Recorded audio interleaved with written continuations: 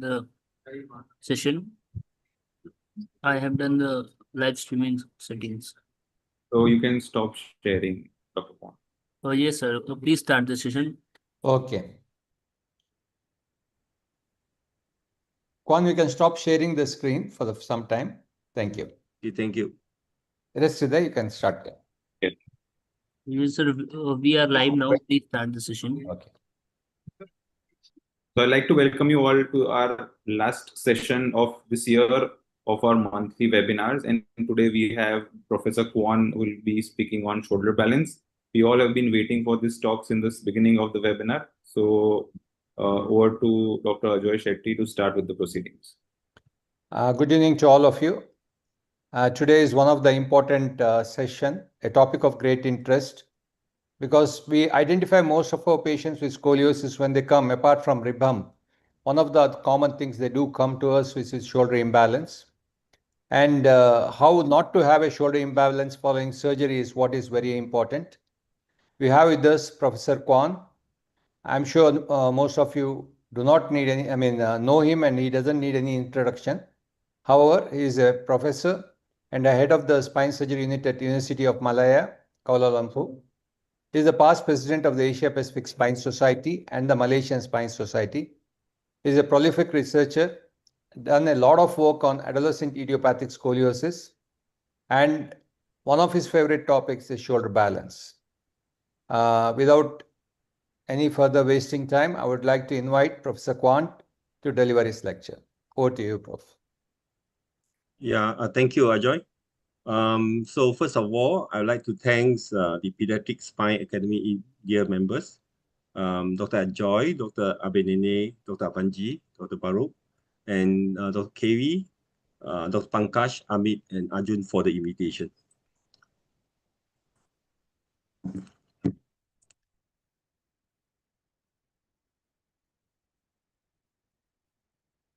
Okay, the topic given to me today is shoulder balance in scoliosis surgery.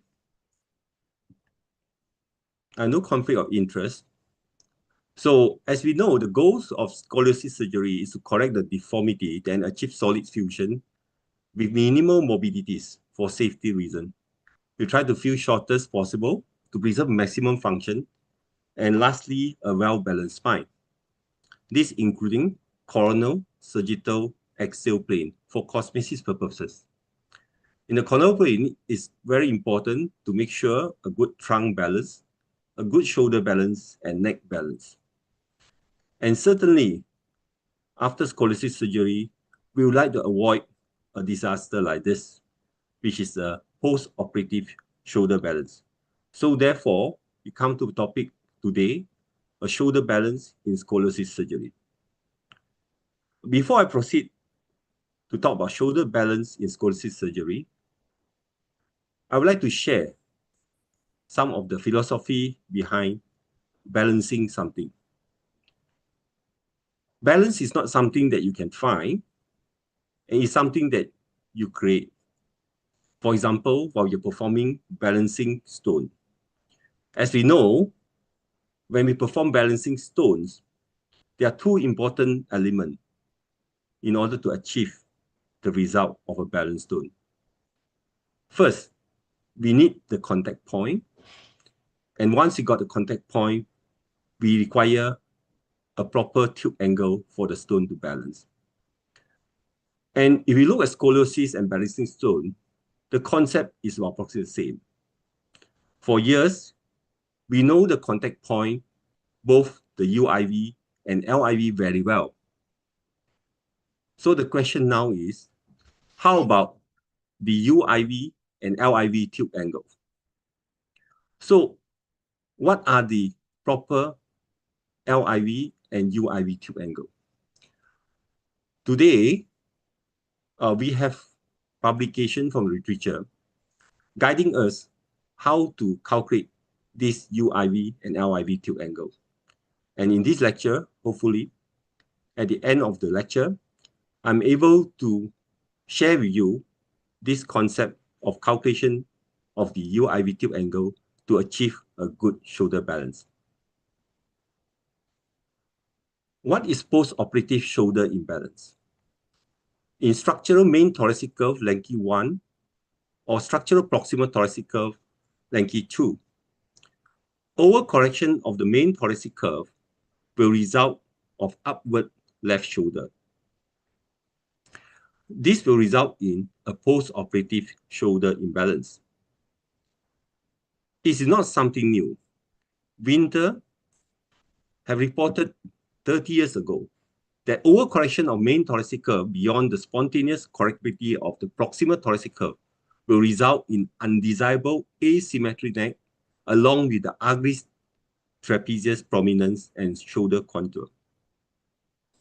And today we know from meta-analysis, the pool incidence of post-operative shoulder imbalance is approximately 25%, 1 in 4 cases.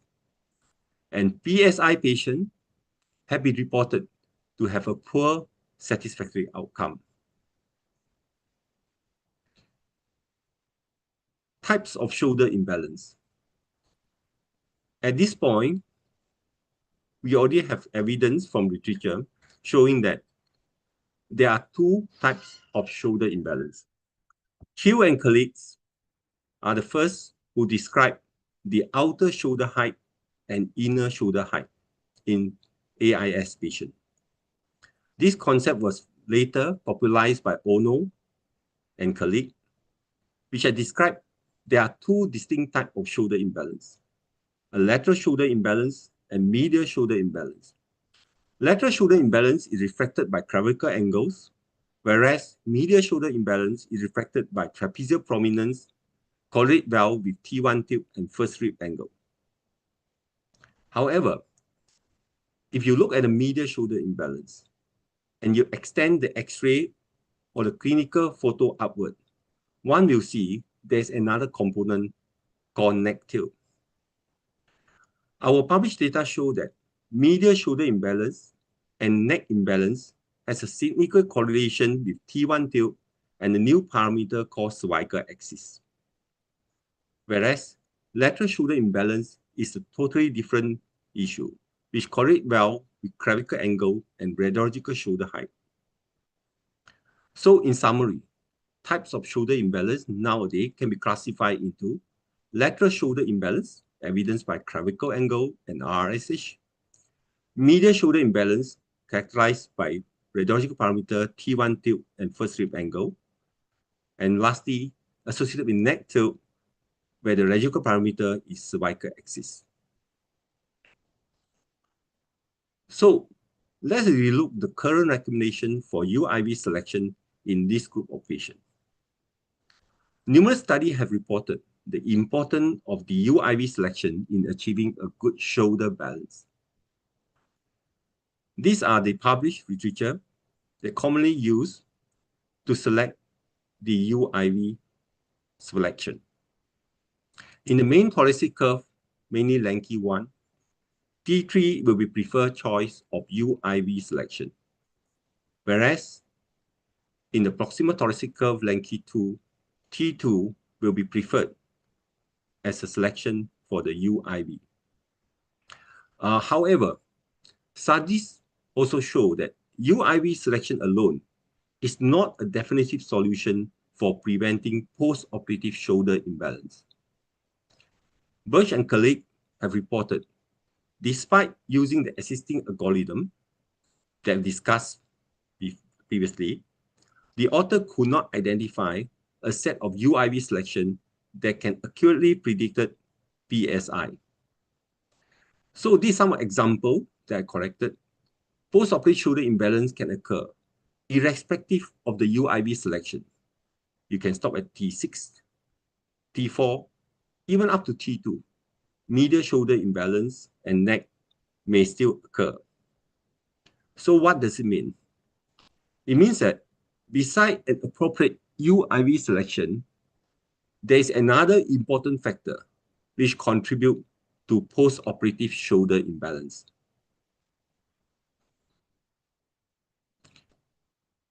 I will start to talk about the prevention of medial shoulder and neck imbalance first. The importance of UIV tilt angle and how to calculate this UIV tilt angle before the operation so that we can use this optimal UIV tilt angle and accentuate to prevent medial shoulder and neck imbalance. Amil and colleagues have reported that medial shoulder balance can be prevented by levering the T1 and first slip angle. This can be achieved by maximum correction of the proximal thoracic curve. In our opinion, post-operative UIV tilt play a very important role in levering the T1 tilt, as shown in these two radiographs. So Chan have published an article and has shown that post-operative UIV tilt angle is an independent factor which has a significant correlation with post-operative T1 tilt, which is medial shoulder, and post-operative cervical axis, which is neck tilt. Deng and colleagues recently have published 120 AIS patient, Lanky 2, and they noted that 70% suffered from medial shoulder imbalance, and the most significant factor that predicting medial shoulder imbalance is post-operative UIV tilt angle. Our data show that if you have a post-operative UIV tilt angle that tilted to the right, positive region, there will be increased 15 times odds of developing a positive right side medial shoulder imbalance and 3 times odds of developing a neck imbalance post-operatively. So these are some of the publication with regards of shoulder imbalance from the literature. As you can notice, all of this is as a result of the UIV being tilted to the right side in the conventional right.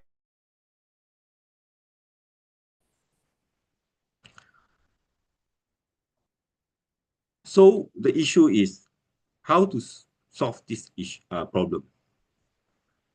Our published data show that if you can have an optimal UIV tilt angle during surgery, achieve an optimal UIV tilt angle during surgery, this can prevent the medial shoulder and neck imbalance, but not lateral shoulder imbalance. So the question now is how to calculate the optimal UIV tilt angle before the operation so that we can execute this optimal UIV tilt intraoperatively. The use of supervised cervical supine side bending firm can be used to calculate this optimal UIV tilt angle before surgery. And based on this supervised cervical supine side bending firm, one can measure the right side bending angle and the left side bending angle. And using a simple mathematical formula, one should be able to calculate the optimal UIV tilt angle. So this is an example of the supervised cervical supine side bending firm. The red color is the C7, whereas the blue color is the UIV. So from this radiograph, one can calculate from the right side bending and left side bending angle, referring C7 to the UIV. And in this case, the optimal UIV tilt angle for T3 is -5 degrees, which means that tilted to the left 5 degrees. Let me show you with the short video, how do we come to this concept. This is the left side bending. When you maximum stress to the left side, one can calculate the C7 angle from the UIV. And this is a left side bending. One can calculate, again, the right side bending, C7 above the UIV. So by knowing this right side bending angle, which is to the right 11 degree, and left side bending angle to the right 1 degree, one should be able to measure the optimal UIV tilt angle. As shown here, the right side bending is plus 11 degree, left side bending is to the right 1 degree. So in order to bring the C7 to the center of CSBL, the optimal tilt angle of T3 must be tilted to the left to bring the C7 to the center. And this optimal tilt angle is calculated as -6, mean tilted to the left 6 degree. This is an intraoperative picture, and we will try to achieve the tilt angle to be tilted -6 to the left side in order to achieve a good neck and medial shoulder balance.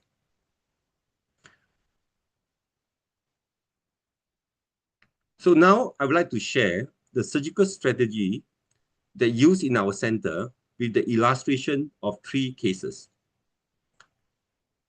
Case study number 1. This is a classic lanky 2AL case, a 15 years old female, main thoracic from 57 to 23 degrees, proximal thoracic 47 to 41 degrees. I looked through the literature and I found that a similar radiograph had been published, and post-operative, the similar case developed a severe medial shoulder imbalance and neck tilt. So these are quite a classic case that will result in the severe medial shoulder imbalance. So for this case, the UIV selected by us is T2.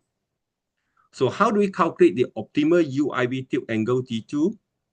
So based on the calculation, right side bending is to the right 2 degree, and left side bending is to the left 2 degree.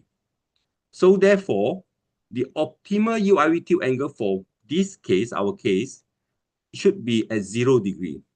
So which is good news because it's easy to achieve a 0 degree UIV tilt angle.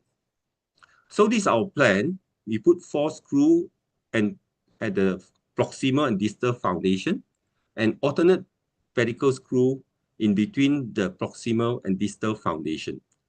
The UIV T2 at the end of surgery is aimed at 0 degree.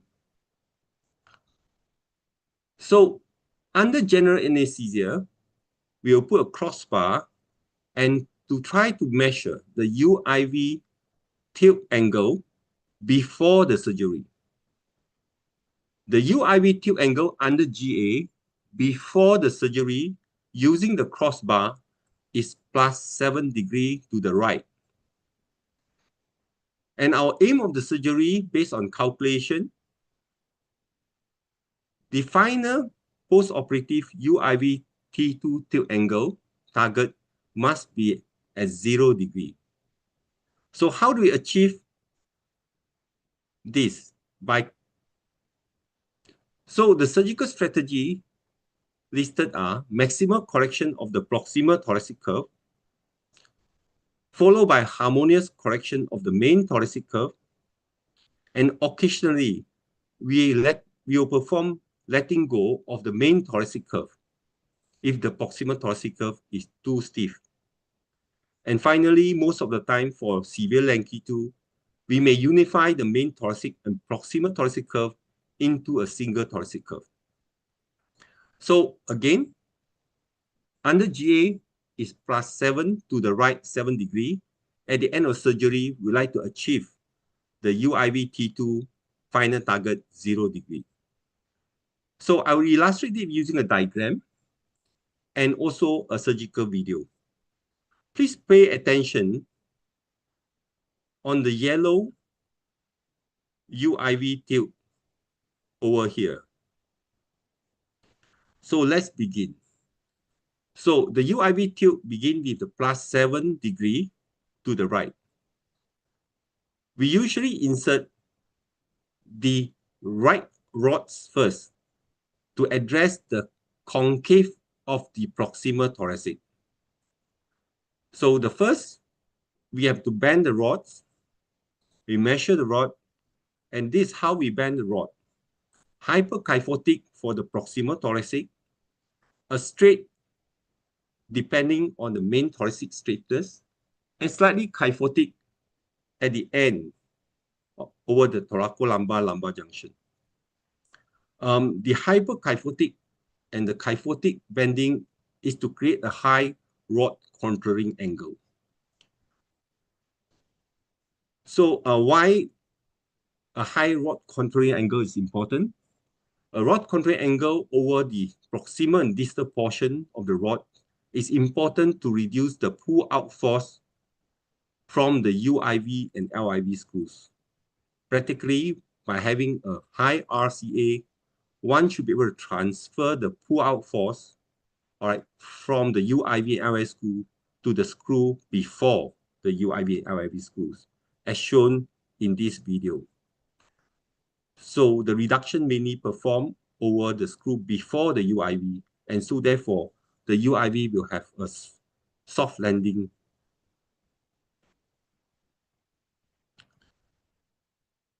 The main thoracic side, the rod will be straight, used to reduce the rib hump.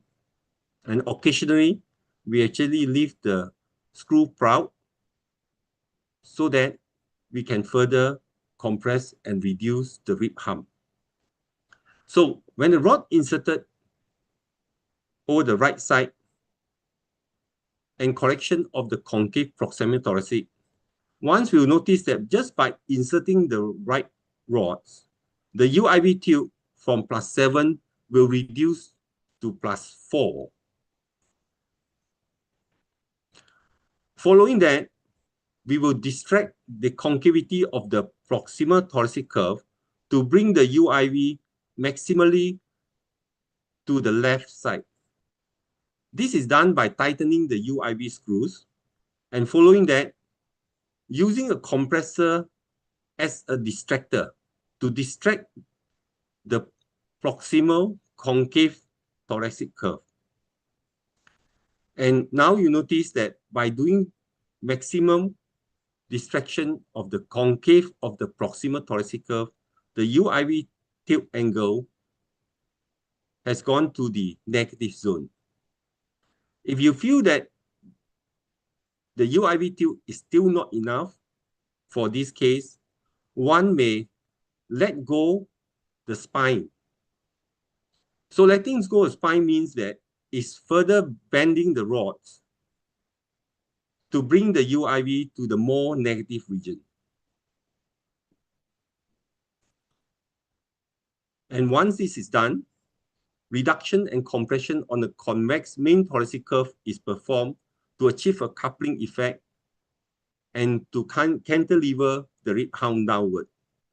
By doing so, correction of the main thoracic curve will swing the UIV tilt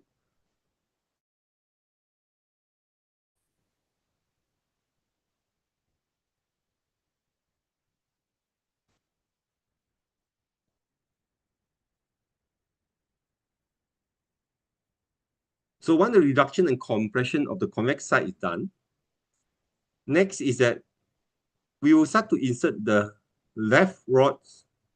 Bending of left rods is by hyperkyphotic. And by inserting of the left rod into the system, one will notice that again, the UIV will tilt to the positive zone.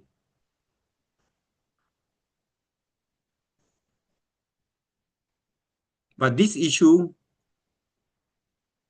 can be solved by compression on the convex proximal thoracic curve to bring and fine-tune the UIV tilt from the positive zone to 0 degree. And by doing so, one able to control the UIV tilt to 0 degree, and this is confirmed by checking using a crossbar. So a crossbar, UIV tilt and T1 tilt angle can be confirmed intraoperatively by using a crossbar with the help of the fluoroscopy. And UIV tilt is confirmed to be 0 degree. And very important that the UIV tilt angle can be assessed intraoperatively before, during, and after performing the correction maneuver by visualize directly before checking with the crossbar. So pre and post-op radiograph showing a good correction of PTC and MTC, good pre-operative post-operative lateral radiograph, and clinical photo show a good medial shoulder and neck balance. Now I go to a clinical case study number 2. In clinical case study number 2 is still a Lanky 2 case. This is a Lanky 2 AR curve, and again, because of the large main thoracic curve, following correction of main thoracic curve, this type of curve will always result in medial shoulder and neck imbalance.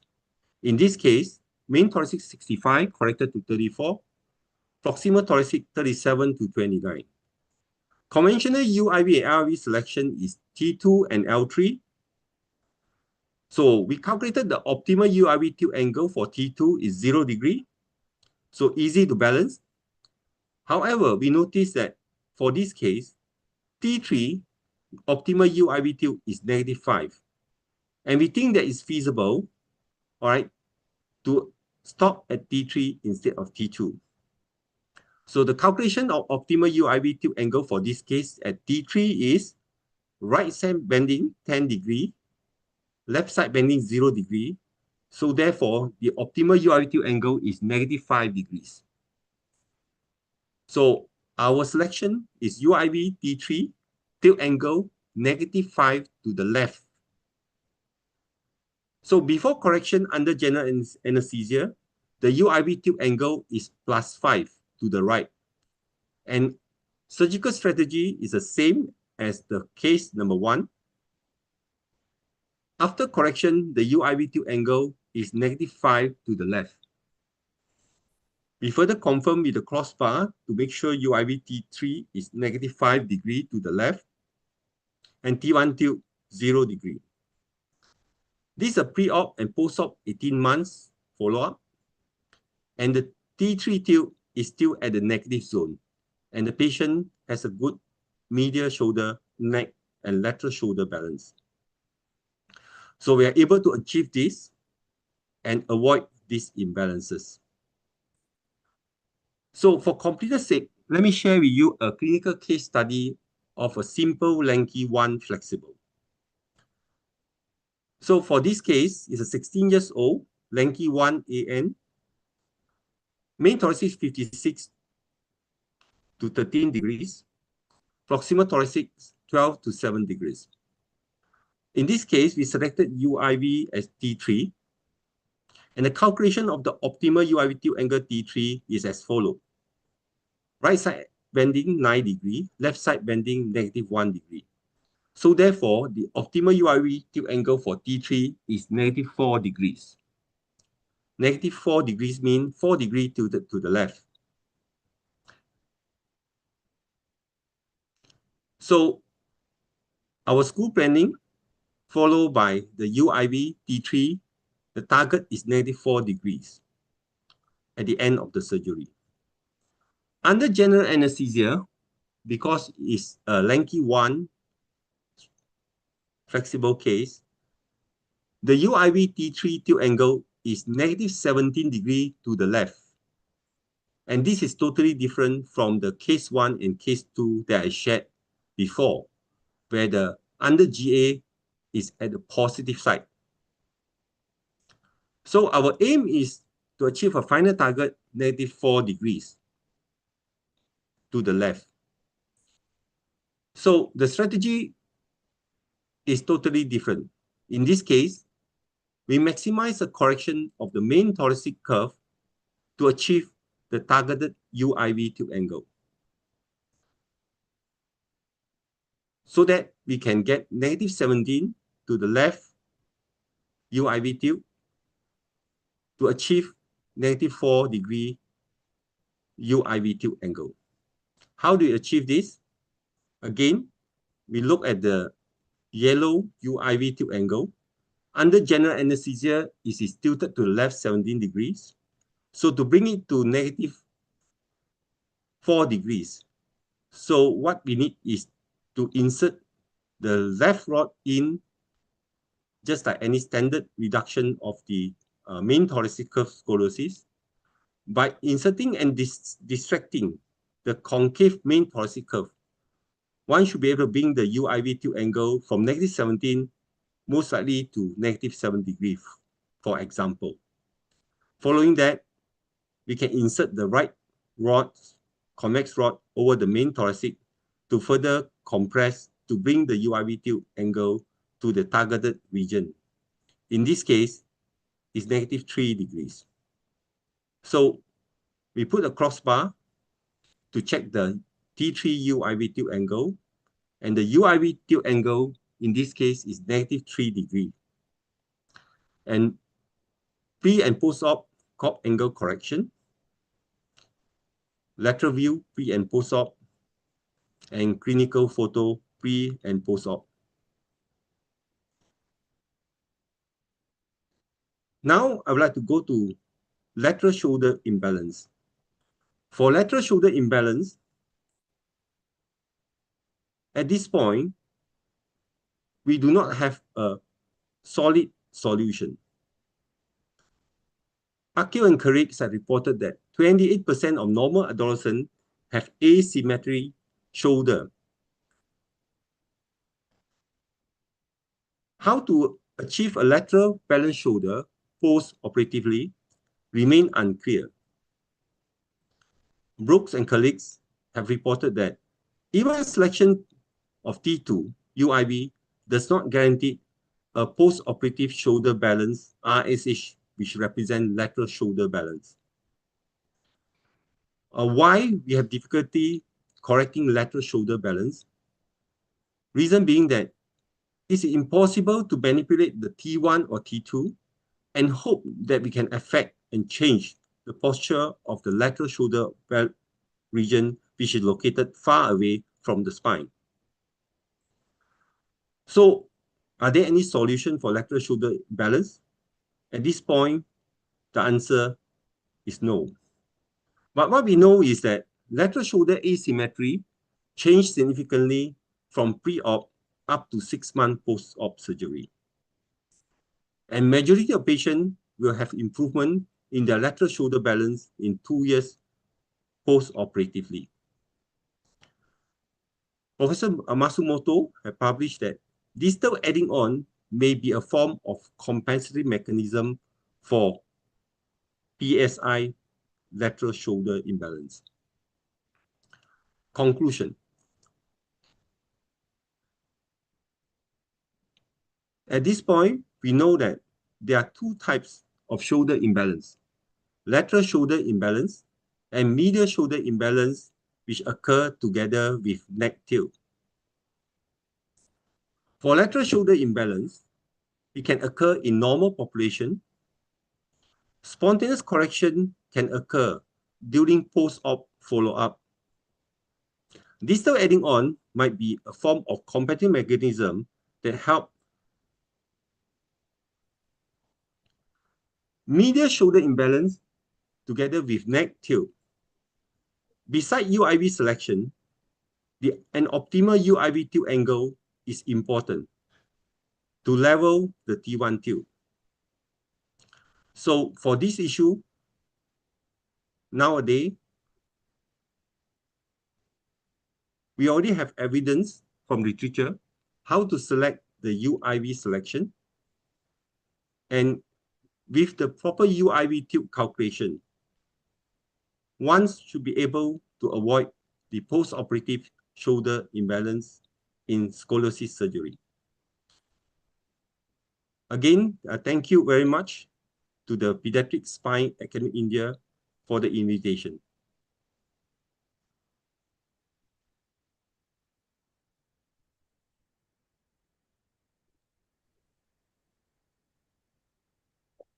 Thank you. Thank you, Professor Kwan. Yeah, welcome. Thank you for a very interesting talk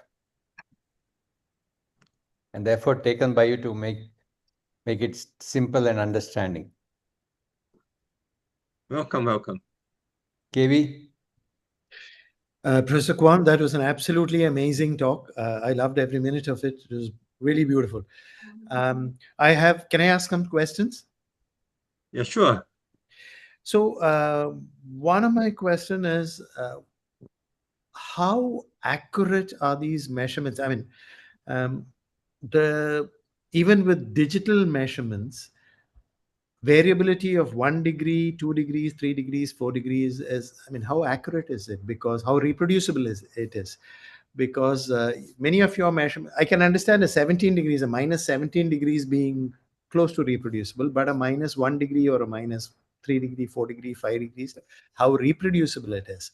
The next time I measure it, or next time you go back and measure it yourself, it might not be 1 degree, even with digital measurements. That's one of my questions. I'll just finish all the questions that I have, and then you can start answering. The second question is the value of intraoperative radiological measurements. Why I'm asking this is the patient is under anesthesia, and you are using forceful manipulative measures like, pushing the rod down, cantilevering the rod down, derotation maneuvers, which are forceful maneuvers. And under anesthesia, the patient is likely to tilt the body this side, that side. So how valuable are these? How well do they correlate with postoperative standing x-rays and MRI? So these are my main concerns. So as a general rule, I don't take any intraoperative radiological measurements for these reasons, because if you tilt the patient this way under anesthesia, that's your tilt. If you tilt it this way, that's your tilt. So that's my understanding. Can you explain, please? Yeah, thanks, Menon. I think that your question is very relevant.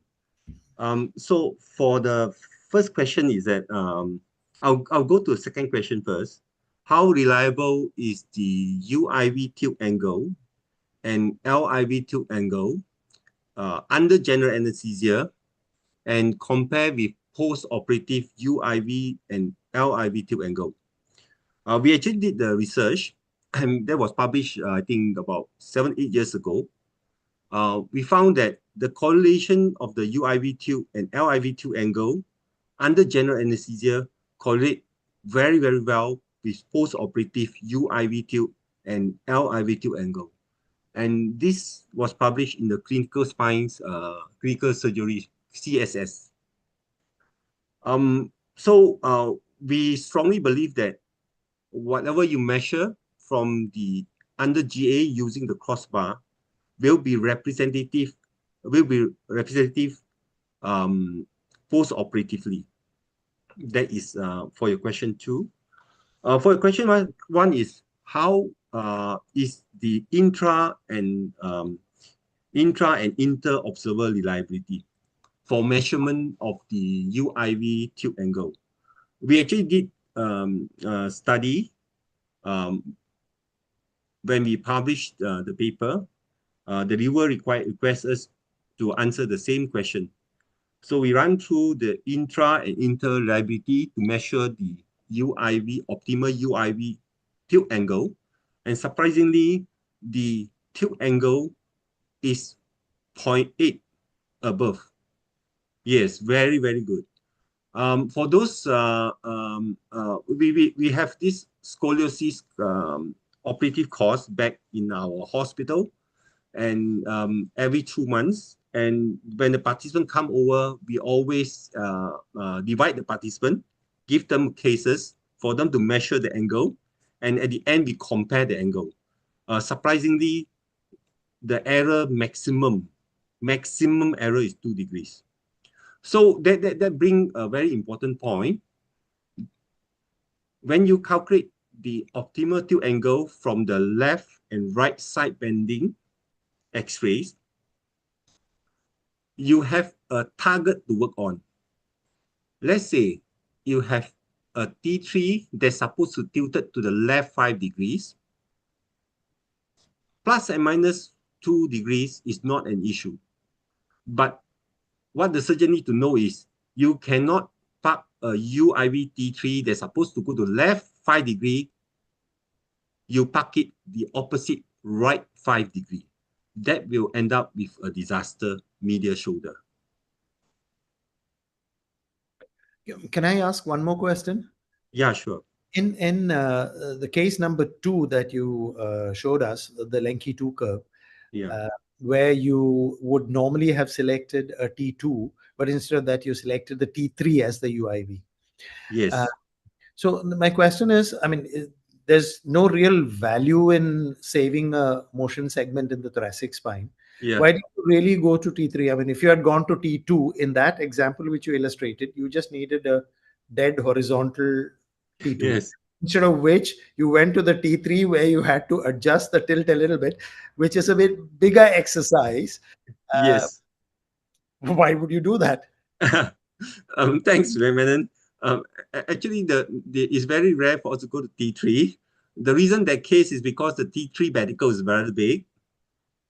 Over the right side, T3 pedicle is very big. Okay, so we want to stop at T3 just to prove a concept. Just to prove a concept that actually all of us, the deformity scoliosis surgeon, whichever level you select, you are okay. Yeah. You're okay. You can select T1, T2, T3, even up to T4. You are okay. You are all right. Provided the other important factor, which is tilt angle, shouldn't be neglected. I get your point. Thank you. I have a question here, Dr. Ajoy, if you allow me. Yeah, sure. Hi, Prof. Kwan, how are you? Hi, Pankaj. Prof, I've got one question for you. How do you ensure the structurality of the proximal thoracic curve?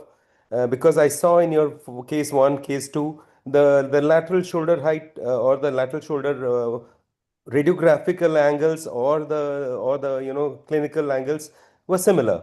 So how far you go for to look for the structurality of the proximal thoracic curve, and what extra measures you take? Because in a left-sided or a Lenke type 2, we expect the left shoulder to be higher up. Okay. Good question, Pankaj. A very good question.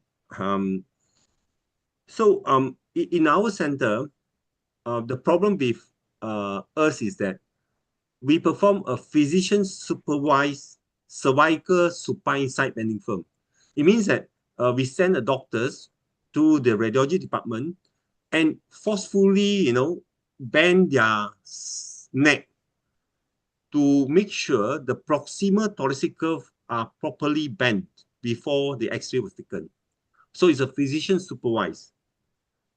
So therefore, we have X-ray taken by some radiographer before the doctor arrived, not supervised, and later supervised.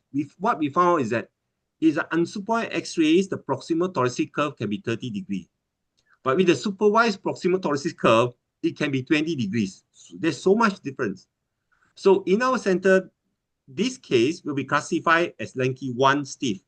But in other center, if they do not perform cervical supervised bending firm, and this case will be Lenke 2. And so therefore, the surgeon will go to T2, for example. So to answer the question, how do you assess the structurality of the proximal thoracic curve? We perform a supervised cervical supine side bending firm. And we use this side bending, all right, to determine the structurality of the proximal thoracic curve. Instead that we have also have a paper published with regard of this aspect. What we notice is that Lenke 2, where the proximal thoracic curve side bending is 25 degrees above, whereas in Lenke 1, there are two subgroups. One subgroup is when the side bending less than 15, the other subgroup is more than 15. We name this subgroup proximal thoracic side bending between 15 to 24.9 as the Lenke 1 stiff. A Lenke 1 stiff. And this group is more dangerous than Lenke 2. Because in Lenke 2, you know there is a proximal thoracic curve. But in lanky 1 stiff, it's a hidden structural proximal thoracic curve. And they usually have a flat T1 to begin with. And the surgeon thought it's a lanky 1 and straighten all out. And there's where the medial shoulder, will go off balance. Okay. So all those measurements again are done on a supervised cervical bending Yes. films, yeah? Yes, right. Prof, I have got one more question if allowed. Yeah, sure. Yeah, so is there any difference in your correcting maneuvers with regards to medial shoulder? I understand medial shoulder is primarily by compression distraction. That's what you do? Yes. Yes. The compression distraction must be planned ahead of time. We must correct the proximal thoracic curve and know how much reserve of correction of proximal thoracic curve we have before we manipulate the main thoracic curve.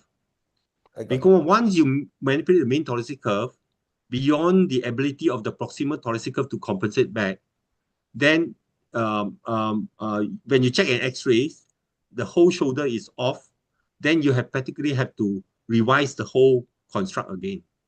And most likely it'll be difficult because the screw may be loosened at the time. And is there any different correcting maneuver you use to balance out the lateral shoulder imbalance? No.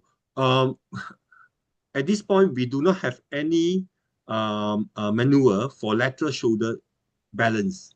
Instead, that we do not look at lateral shoulder balance.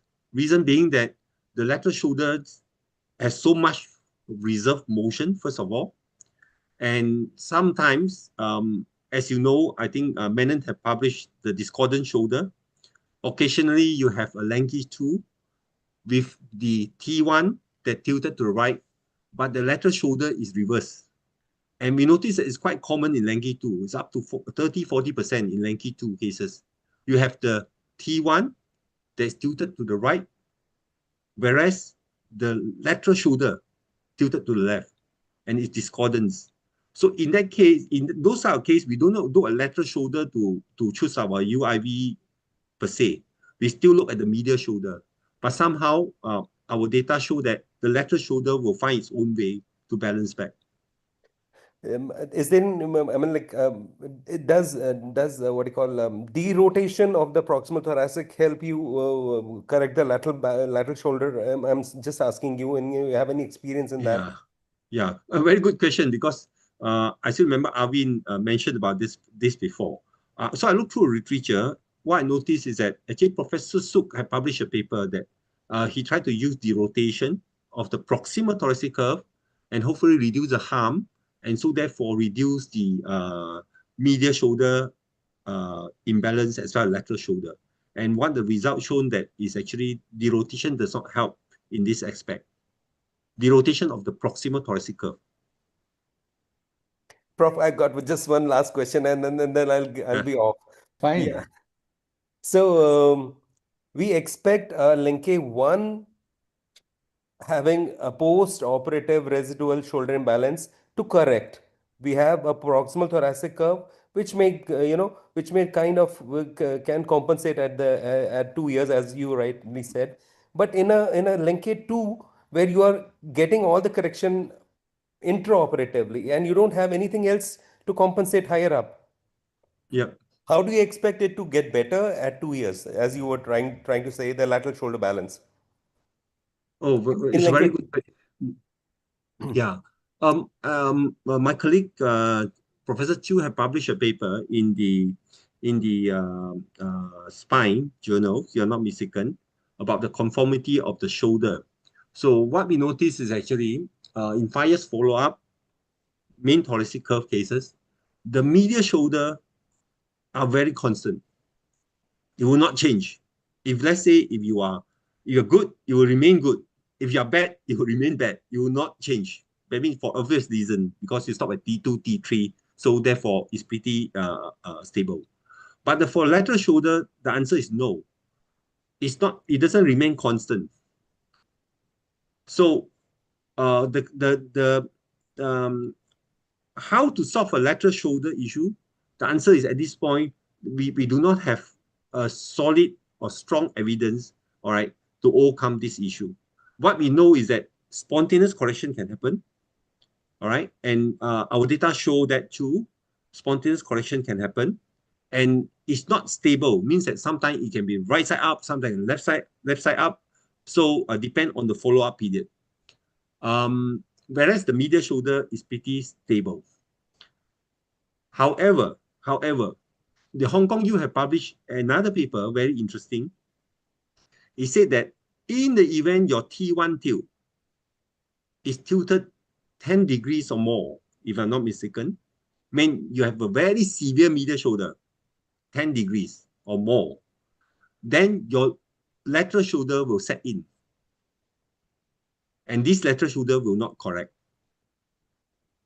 Because obviously, because your medial shoulder is just too bad, the lateral shoulder, have set in. And this lateral shoulder is structural. Thank you, Prof. That's all from my side. Excellent talk. Thank you. Thank you. Can I ask one more question? Yeah. You just mentioned that between Lenki 1 and Lenki 2, there is a Lenki 1 stiff. Yes. So doesn't that actually mean that our criteria for selecting structurality of the proximal curve may be inadequate?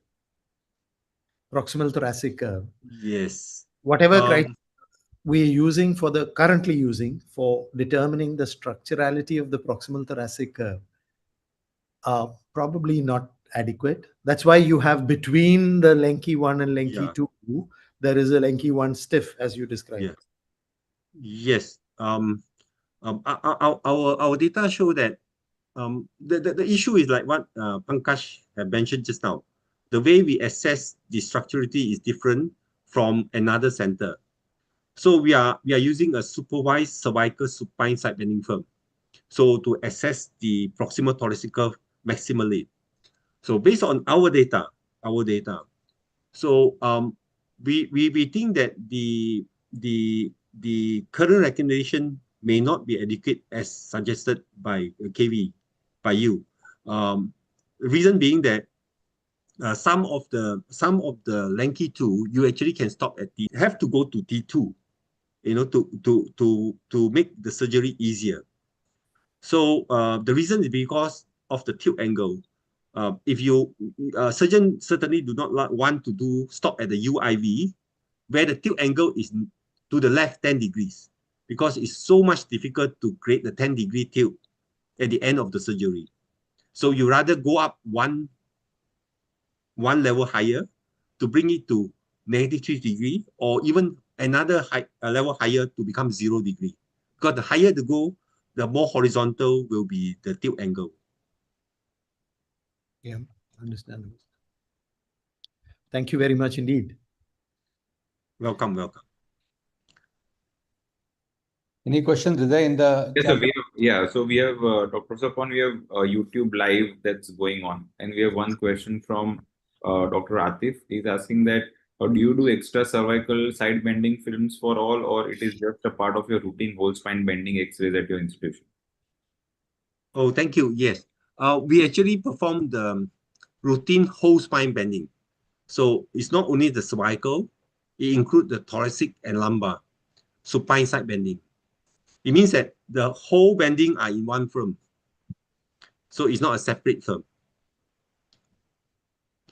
So the standard side bending is mainly the thoracic and lumbar.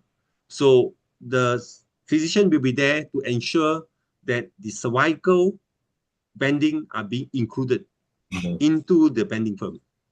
Thank you. I think this is a very good question. May I ask a question? Ajay, can you hear me? Please go ahead. Yeah. So I'm not sure I missed the point, but I noticed that in case number 1, you inserted the right rod first. And in case number 2, I think you inserted the left rod first. So is there a criterion to decide where you're going to do the right rod first and the left rod first? Oh, thank you very much. I think it's very relevant question. We are being taught that the way to address a deformity correction is over the concavity of the curve. So on the third case, it's a straightforward lanky one. So there's only one curve, which is the main thoracic curve. So therefore, the ref rod was inserted onto the concave main thoracic curve first to correct the main thoracic maximally to achieve the T3 tilt angle from -17 to -4 degrees. Whereas the first case is different. Because of the presence of the proximal thoracic curve, the right rod will be inserted first. Reason being that we believe that the right rod will address the concave of the proximal thoracic curve so that we can distract the proximal thoracic curve all out to bring the UIV T2 to the negative zone before we start to correct the main thoracic curve, which will bring the UIV to the positive zone, the danger zone, which is positive. So in summary, if you have a single main thoracic curve, a left rod will be good enough to address the deformity correction. If you have a double proximal thoracic and main thoracic curve, then the proximal thoracic concavity need to be addressed first, because proximal thoracic curve is always stiffer than main thoracic curve. Thank you. Thank you for the excellent lecture as well. Oh, thank you, thank you, thank you. Any other questions, Hriday? No, sir. That's it. Thank you, Kwan, for an excellent lecture, as usual. I heard it many times, but still every time it's something new for me, and it's probably a revision for me to understand it much better. Again, thank you for joining us, and hope to have you on a different topic next year. Yeah, thank you very much for the invitation again. Bye. Yeah, thank you. So before we end, this is the last session for this year, but we have interesting courses coming up by the Pediatric Spine Academy India in the next year to come. So we are almost to 2026, and after our first successful Pediatric Spine Academy annual congress, our second congress is in February 2026 from 26th to 28th of Feb with AIMS Delhi. The much awaited Scoliosis week in Kochi will be there again in 2026 April. And the third, which has been, we have a lot of queries coming in for the virtual fellowship that's again coming up in 2026. So all the people or all the PSA associates who have been registered with the society will get updates on this course. So stay tuned and check your emails regularly. So thank you all, and thank you so much for being part of the webinars for this season. Hope you see you soon next year. And thank you to all the PSA members and Professor Kwan. Thank you so much. Good night, Professor Thank Kwan. you. Good Good night, night. everyone. Yeah, thank you.